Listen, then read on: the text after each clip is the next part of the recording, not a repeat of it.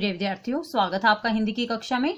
प्यारे बच्चों, आज हम चैप्टर नंबर 13 इस चैप्टर के लिखित क्वेश्चन आंसर करते हैं। प्रीवियस वीडियो में हमने मौखिक क्वेश्चन आंसर किए थे, तो बेटे आज हम करेंगे लिखित क्वेश्चन आंसर। फर्स्ट क्वेश्चन देखिए, आज संपूर्ण विश्व में जल की समस्या विकट रूप क्यों धारण कर रही है।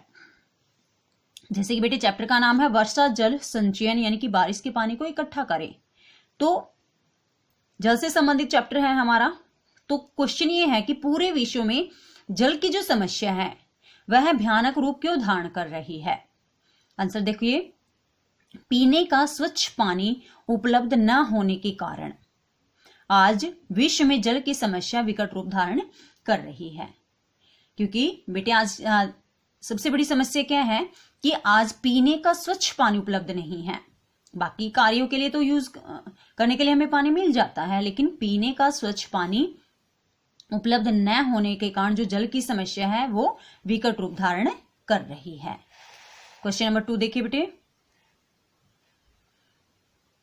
वर्षा के अनियमित होने का प्रभाव किस किस पर पड़ता है। आज तालाब और कुओं की क्या स्थिति है। 2 क्वेश्चन है इसमें। फर्स्ट है वर्षा के अनियमित होने का प्रभाव। जैसे बारिश है बेटे, नियमित नहीं है, नहीं, कई बार क्या होता है हमारी फसल पक जाती है तब बारिश होती है तो फसल भी नष्ट हो जाती है। जब हमें जरूरत होती है तब बारिश नहीं होती, तो वह होता है बारिश का अनियमित होना। तो इसका प्रभाव कहाँ कहाँ पड़ता है और आज तालाब और कुओं की क्या स्थिति है। आंसर देखिए, वर्षा के अनियमित होने और मौसम के मनमौजी होने का प्रभाव केवल कृषि पर ही नहीं बल्कि ऊर्जा संसाधनों और पेयजल योजनाओं पर भी पड़ता है। तो जो बारिश अनियमित है और मौसम का मनमौजी होना, मौसम का मनमौजी का अर्थ बेटे कई बार जैसे सर्दियां होती हैं, सर्दी का एहसास बहुत कम होता है, गर्मियां जैसे बहुत ज्यादा हो जाती हैं कई बार, तो इसलिए अर्थ क्या है इसका, मौसम मनमौजी अपने मर्जी के अनुसार प्रभाव दिखाता है अपना। तो इसका प्रभाव केवल खेती पर ही नहीं, तो इसका अर्थ खेती पर तो इसका प्रभाव पड़ता ही है, लेकिन साथ ही साथ बेटे जो ऊर्जा संसाधन है जैसे जीवाश्म ईंधन है, पेट्रोलियम वगैरह है, इन पर पड़ता है इसका असर। और पेयजल योजनाओं पर भी, पीने योग्य जल भी प्राप्त नहीं होता। मान लीजिए ज्यादा गर्मी है तो पानी अपने आप ही बेटे कम हो जाता है, समयानुसार बारिश नहीं होती, भूजल स्तर कम हो जाता है। तो ये क्या है, तो इसका प्रभाव पड़ता है बेटे पेयजल योजनाओं पर भी, पीने योग्य जल की योजनाओं पर भी इसका असर पड़ता है। सेकंड क्वेश्चन इसमें, आज तालाब और कुओं की क्या स्थिति है। आज तालाब और कुएं सूख गए हैं और भूमिगत जल का स्तर बहुत नीचे चला गया है। तो बेटे बारिश अनियमित है, मौसम मनमौजी है, तो इसका असर क्या हुआ है, तालाब पूरी तरह से सूख चुके हैं, कुएं पूरी तरह से सूख चुके हैं, और जो भूमिगत जल है ना, जो धरती के नीचे जो पानी है उसका जो लेवल है, उसका जो स्तर है वह बहुत नीचे चला गया है। इसी का जो ट्यूबवेल वगैरह है बेटे उसमें बहुत कम पानी आता है क्योंकि भूजल स्तर काफी नीचे जा चुका है। क्वेश्चन नंबर 3 देखिए बेटे, वर्षा जल संचयन से आप क्या समझते हैं, इससे क्या लाभ है।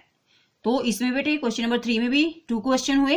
फर्स्ट क्वेश्चन बेटे वर्षा जल संचयन से आप क्या समझते हैं, और दूसरा पूछा है इससे लाभ क्या क्या है। आंसर देखिए बेटे, वर्षा जल संचयन एक साधारण और किफायती तरीका है जिसमें छत एवं आंगन में गिरने वाले बरसाती पानी को पाइपों के माध्यम से दिशा देकर जमीन के नीचे अथवा टंकियों में जमा किया जाता है। वर्षा जल संचयन क्या होता है, यह एक साधारण सा, सामान्य सा और किफायती तरीका है। किफायती यानी कि बेटे फायदेमंद। इसमें क्या करते हैं, जैसे बारिश होती है तो हमारी छत पर और हमारे आंगन में जो पानी गिरता है ना, उसको पाइपों के माध्यम से, इसका अर्थ ये बेटे जैसे अभी भी आपके घर में पाइप तो है ही, मान लीजिए छत पर जो बारिश होती है वो पाइप के माध्यम से नीचे आती है, ठीक है, फिर वो नालियों में चली जाती है, पाइपों के माध्यम से ही तो जाती है। तो पाइप को इस तरह से सेट किया जाए कि वह पानी नालियों में न जाकर जमीन के नीचे या फिर टंकियों में आप उसको जमा कर सको। तो वह होता है वर्षा जल संचयन। संचयन होता है बेटे इकट्ठा करना, बारिश के पानी को इकट्ठा करना।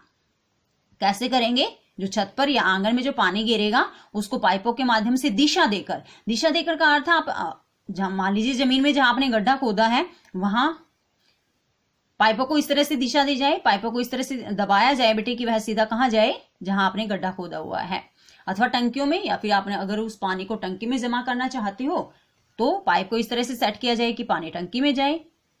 और इससे लाभ क्या है, यह संग्रहित पानी लंबे समय तक सतह के नीचे पानी के भंडार को बढ़ाकर पानी की समस्या का समाधान करता है।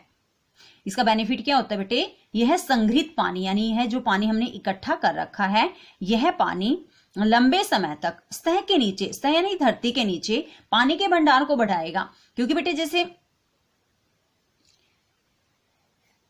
जमीन के नीचे आप पानी को पहुंचाओगे ना, तो मान लीजिए गड्ढा आपने खोदा तो उसको पक्का नहीं किया जाता, ईंटों से कच्चा रखा जाता है। इससे क्या बेनिफिट होता है कि जो पानी आपने वहां इकट्ठा किया ना, संग्रहित किया, वह फिर नीचे धरती में जाएगा और भूजल स्तर बढ़ जाएगा।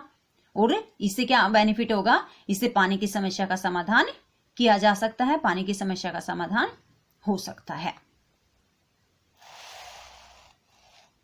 नेक्स्ट देखिए बेटे क्वेश्चन नंबर 4, राष्ट्रीय पेयजल मिशन क्या है? चैप्टर में हमने पढ़ा ना, पहले राजीव गांधी राष्ट्रीय पेयजल मिशन था, फिर इसको चेंज कर दिया गया 1991 में, राष्ट्रीय पेयजल मिशन रखा गया इसका नाम। तो इसका अर्थ क्या है? भारत सरकार ने देश के नागरिकों को आवश्यकता अनुसार पानी उपलब्ध करवाने के लिए एक मिशन बनाया था, जिसे राजीव गांधी राष्ट्रीय भी आएगा बेटे इसके साथ, राजीव गांधी राष्ट्रीय पेयजल मिशन कहा जाता था। तो भारत सरकार ने देश के हर एक नागरिक को उसकी आवश्यकता के अनुसार पानी मिले, इसके लिए उन्होंने एक मिशन बनाया बेटे, एक योजना तय की गई, जिसका नाम क्या रखा गया था? राजीव गांधी राष्ट्रीय पेयजल मिशन। सन 1991 में इस तकनीकी मिशन का नाम बदलकर राष्ट्रीय पेयजल मिशन कर दिया गया। सन 1991 में इस तकनीकी मिशन का नाम बदल दिया गया बेटे, और क्या नाम रखा गया? राष्ट्रीय पेयजल मिशन। यानी कि शब्द है, ये जो 3 राष्ट्रीय पेयजल मिशन, इनका अर्थ पूछा है, ये है क्या? ठीक है, तो आपको पहले ये बताना है कि पहले इसका नाम राजीव गांधी राष्ट्रीय पेयजल मिशन था, सन 1991 में इसका नाम बदल दिया गया और इसका नाम रखा गया राष्ट्रीय पेयजल मिशन। तो बेटे आज आपको चैप्टर नंबर 13 के 1 to 4 क्वेश्चन अपनी नोटबुक में राइट करने हैं।